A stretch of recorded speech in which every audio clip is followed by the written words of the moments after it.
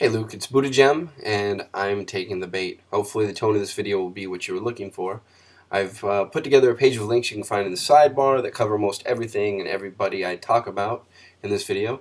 So let's get going. Now, on the outset, I will assume that as a market anarchist, you believe in the efficient market hypothesis. Makes perfect sense.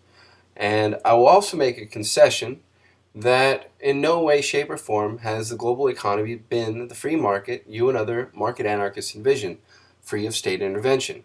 I don't want this to get into a semantical debate. However, I hope that in the spirit of a decent discussion, you will acknowledge that the economy has been deregulated to a substantial degree over the past few decades, going as far back as the dismantling of the Bretton Woods system in the mid-1970s. That is to say, the market has gotten more and more free. And yet, as the market has deregulated to greater and greater degrees, we've seen market failure after market failure, culminating in our current economic crisis that is as bad as anything we've ever seen. And this leads me to ask you what you think of the more prevailing theory in economics that markets are actually inefficient.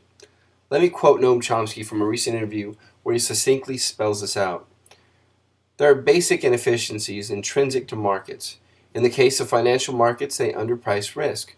They don't count in systemic risk, general social costs. For example, if you sell me a car, you and I may make a good bargain, but we don't count in the cost to the society, pollution, congestion, and so on. In financial markets, this means that risks are underpriced. So there are more risks taken than would happen in an efficient system. And that, of course, leads to crashes. If you had adequate regulation, you could control and prevent market inefficiencies. If you deregulate, you're going to maximize market inefficiency.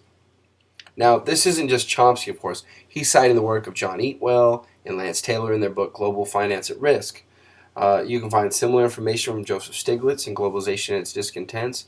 And if you click my link in the sidebar, you'll find a number of other economists who argue against market efficiency in one way or another. Dean Baker, for instance, is one such economist, and one of the few economists who back in early 2001, I believe, predicted the housing market bubble would collapse and lead to a recession. Now, I do hope you'll take a moment to at least look at some of the links that I've provided, but without making this too long, let me just ask you a couple questions. First, do you have any empirical evidence that would show markets are efficient? Please don't launch into if I trade you apples for carrots talk here. I'm asking for actual studies, journal articles, that type of thing. That's something that would strengthen your case, other than faith. Second, the growing consensus in economics is that markets are inefficient. The current economic crisis seems to bear that out, and you even have a number of free marketeers asking for regulation, realizing that the markets don't always work, and maybe even siding with someone like Joseph Stiglitz in saying that markets more often than not fail. So at any rate, assuming this is true now, this is just an assumption here. I'm not asking you to believe what I'm telling you, but assuming this is true, how would it impact your stance as a market anarchist?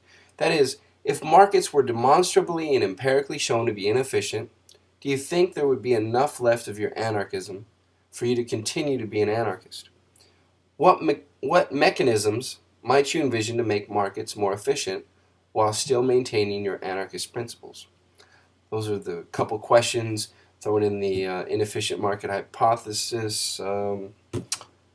Take it for what you will, brother. Hope you'll check out the links, and I look forward to hearing back from you. Peace.